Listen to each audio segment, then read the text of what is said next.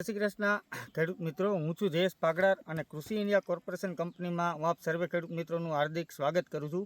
આજે તારીખ 30/10/2024 અને બુધવારના રોજ આપણે અમરેલી જિલ્લાના અમરેલી તાલુકાના મેડી ગામે એક પ્રગતિશીલ ખેડૂતની મુલાકાતે આવેલા છીએ કે જેમને એમની જમીનની અંદર મરચીનું વાવેતર કરેલું છે અને મરચીના વાવેતરમાં શું શું ટ્રીટમેન્ટ પાયામાં કરેલી છે અને કયા ખાતરનો ઉપયોગ કરેલો છે આપણે એમની પાસેથી જાણશું તો આપને વધુ વિગત ખબર પડશે. તો ચાલો મારી સાથે. જય શ્રી કૃષ્ણ. જય શ્રી કૃષ્ણ. શું નામ તમારું? પ્રફુલભાઈ ધીરુભાઈ વગાસિયા. ખરી પ્રફુલભાઈ હા, ધીરુભાઈ વગાસિયા. હા પ્રફુલભાઈ, આ કેટલા વીઘાની મરચી છે? આ મારી મરચી મારે 5 વીઘાની છે સાહેબ. 5 વીઘાની મરચી છે. હા. તો હવે તમે આની અંદર પાયા ખાતર તરીકે કયા ખાતરનો ઉપયોગ કરેલો હતો? પાયામાં એમાં બ્લેક કાર્બન અને કેલ્સીફોસ.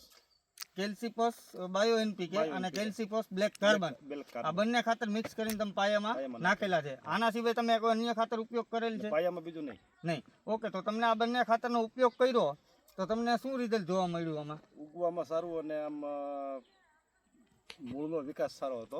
મૂળનો વિકાસ એના સારો. હિસાબે કે મરચી પાછી ન પડી એટલો વરસાદ થયો હતો એમ મરચી આટલો વરસાદ થયો એ છતાંય પાછી પડેલ નથી. હા. તો તમે અને બીજું આ બંનેમાંથી એક પણ ખાતર પાછું બીજી વાર ઉપયોગ કરેલ છે? બીજી વખત મેં બ્લેક કાર્બન પાછું નાખેલું છે.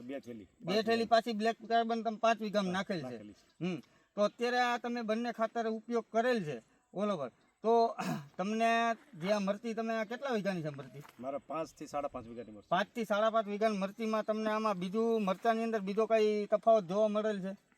એટલે આમ ઉત્પાદન સારું આવે એવું છે.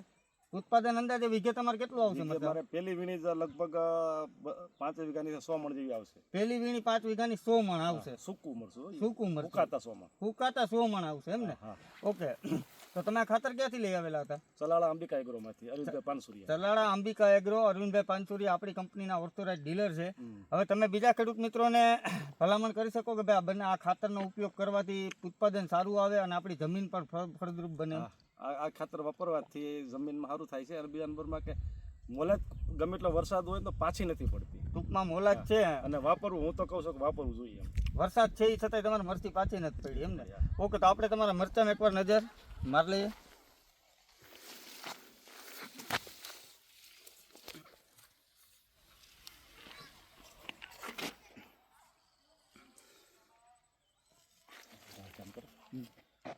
ઓકે, હવે તમે આના પછી કોઈ પાક વાવશો તો તેમાં તમે પાયા ખાતર તરીકે કયું ખાતર ઉપયોગ કરશો? હું તો છેલ્લા 3 વર્ષથી આ જ ઉપયોગ કરું છું બંને ખાતરનો.